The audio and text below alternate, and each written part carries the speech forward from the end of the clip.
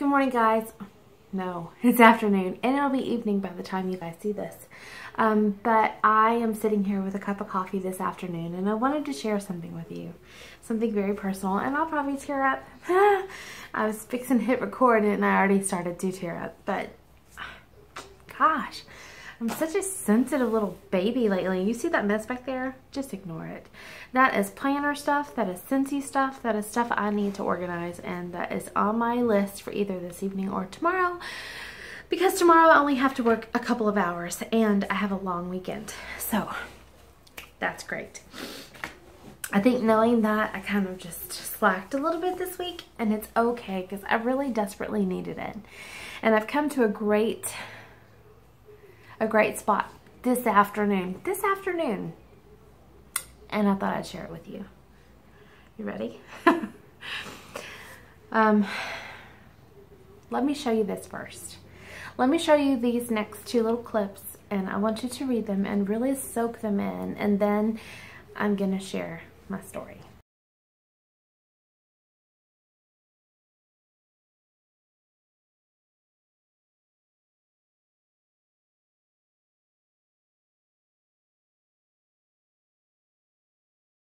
All right. I did my taxes, our taxes. Today is Thursday. I finished them. I did them yesterday. I started them yesterday morning, and I rushed out the door, went to work, came home, finished them, and it was done by the time my husband got home from work. That was my mission. Through it, you guys know that, you know, with his job loss, it kind of affected our insurance, and that was a concern. I had to see how much time I had on this video card before it is full, and I better hurry.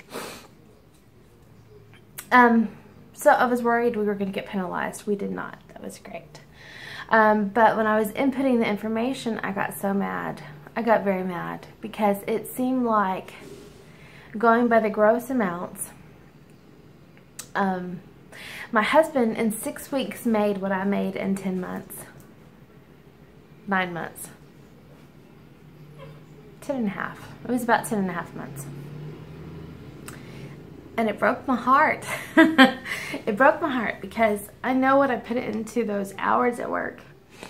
And it frustrated me. It really, really did. But it frustrated me because I was looking at the whole aspect from a money amount, not a passion. In fact, if I'm going to be honest, I lost my teaching passion for a long time. And I kind of shared a little bit of that at the beginning of the school year. So back in October-ish, maybe November, I kind of went through a really tough time. And in December, I began to feel the spark come back.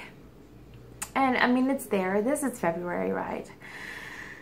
But when I was doing our taxes, I was heartbroken. But I'm going to tell you why. And it's not because of anything I have done. Heck, it's not even because of my employer. I love who I work for. I love where I'm at. I really am making good money for the industry that I work in. And I know that. But if you listen to society, it's always, oh, well, I don't get paid enough to do that. I don't get paid enough for that. I don't get enough money for that. I'm not making it on that. And it kind of gets overwhelming, and it kind of undermines your purpose and your passion. And sadly, it can affect everything that you do. It can affect your perspective. And it did affect my perspective really bad. And then I've dug those two pictures out because when I shared that information with my husband, he kind of laughed. I cried. I was so mad. I cried. And he said, don't cry. Don't cry about it. It's nothing to cry about. He says, you got to think. This is, you know, I made this much amount per hour versus your much amount per hour. And you did get a raise in August. And that whole W-2 does not cover 10 months the pay you get now. Which I get, you know. I understand what he is saying, which means basically my W-2 will be more next year, and there's no reason for me to be upset. And I love him. I love him so much for grounding me. He's what grounds me in these things. And then it hushes me enough where God can talk to me and I can hear him. Shelby, stop. You guys. She was resting so well until she heard the school bus drop off kids, which did include our kids. One's at a track meet, one's at practice, and the other is working out at school. So right now there's no kids. I think she's discovered she's fixing to get to go in the car in a little while and go for a ride and pick up kids. And that always excites her too. Shelby, you gonna bark at the mailman? Every other dog does. You're so funny. Anyway, I talked to one of my directors today, and we were kind of sharing some things about the next year. And throughout the day, I began to realize, I love what I do. I love what I do. And I found a few resources that I've been wanting to find, and they were in the classroom the whole time. And so I'm excited because I feel like the passion that I first had and I had for many, many years is back, and the excitement is back. And there's more to it than that. I can't really go into details yet. I can go into them later as next year starts. Maybe even after this year ends, before next year starts. But I'm very excited about it. I'm very excited about a new year, and I feel this just excitement building within me for the rest of even this year. I feel like I go, okay, let's dig in and let's take on the rest of this year and make the most of it, because I've been in a slump, and when you're in a slump, the kids feel it and they get in a slump, and so it just travels through the grapevine in some sort, if you want to say that. But I rekindled my passion, and I know that is really what I was lacking. It wasn't money. I didn't feel validated. I didn't feel the passion that I had for it, and I felt burnt out. And I was feeling that last year. I was feeling that a lot last year. But I think I was feeling it through other people being burnt out and me taking that on. And I'm very excited, totally excited about revamping and redoing and taking back my classroom and my job and loving it again. Every bit of it. I just, yeah. So I wanted to drink my coffee in my teacher mug with you guys and just I don't know, just give you an update. You know, at the beginning of the year, I told you guys, I moved from my 3-year-old class into pre-K.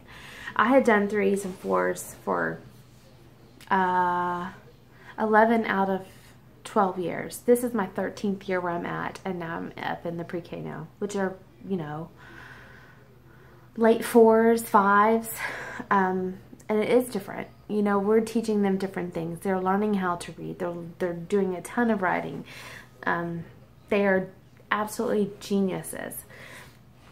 And I am just thrilled to pieces at the progress that they have made, because I have seen it for 2 years. I've seen them grow from itty bitty tiny 3-year-olds to big old 5-year-olds, and they've just grown so much. But the difference is I was the lead teacher. I was the one doing the lesson plans. I was the one planning. That was my creative outlet. This year I didn't have that.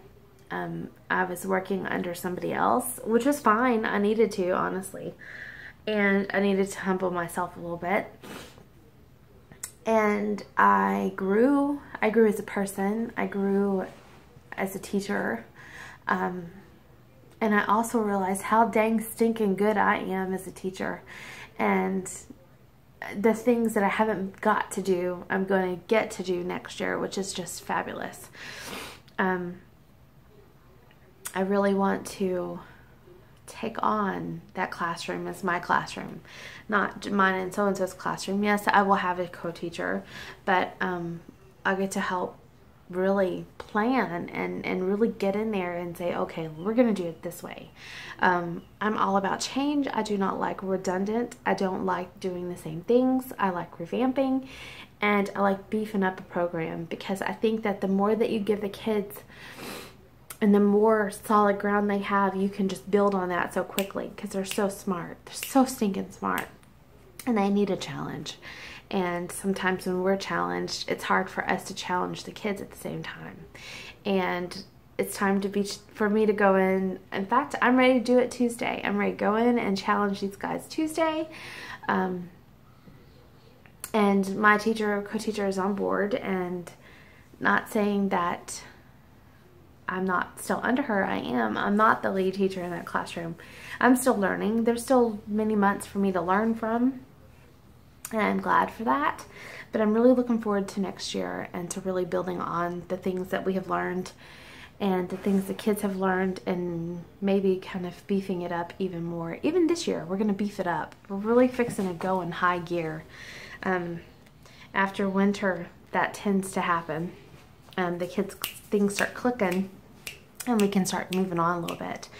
Some of the kids, we started reading little readers with them, and they're doing great. And so it's time to have a little fun now with that. Anyway, my little mind is just excited. My heart is just overwhelmed with joy for the love that I have in my classroom, and for teaching, and the passion, and seeing these kids just get it. That to me just makes it all worth it. Don't worry about the silly little paycheck. That part is a blessing. It is such a blessing to get paid to do what I love. And I still got YouTube. I still got you guys, and I still have Cincy that I'm learning to build on.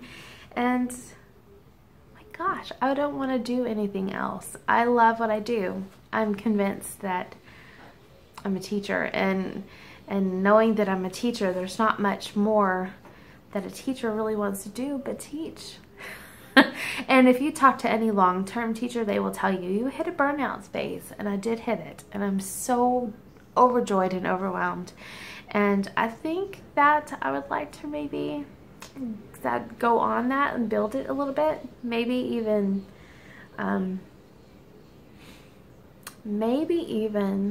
write a little ebook on teacher burnout and how to get through it, because I'm living that. And there is hope. There is another side to teacher burnout than just giving up and walking away. Oh my gosh, I'm just excited. Thank you guys for listening to this video. It was just kind of a teaching update, but mainly I hope that I inspired you to dig into the passion that you have.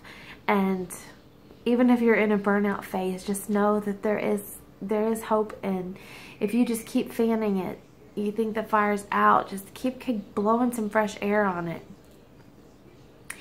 Take a break, rest, and pray a lot, and just keep breathing that fresh air in there, and don't give up. And if you don't give up, that flame will spark again, just like in your fireplace. I've seen that happen many times in our fireplace, and I love that analogy. I love that analogy. Nothing is dead.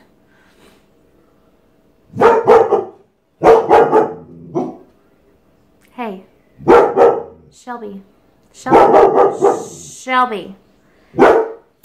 Hey, YouTube doesn't want to hear you bark. Alright guys, thank you for loving me and letting me be who I am, and thank you for being a part of my life. I'm excited, and I hope to be able to maybe share more on my teaching journey with you. If those kind of videos, hold on a second. If those kind of videos would inspire you or encourage you in any way, please leave a comment below, and then I'll know. I know I have more teaching friends that watch these videos than I realize, and I just hope to be breathing a little fresh air onto your flame as well. Thanks guys, I'll talk to you tomorrow.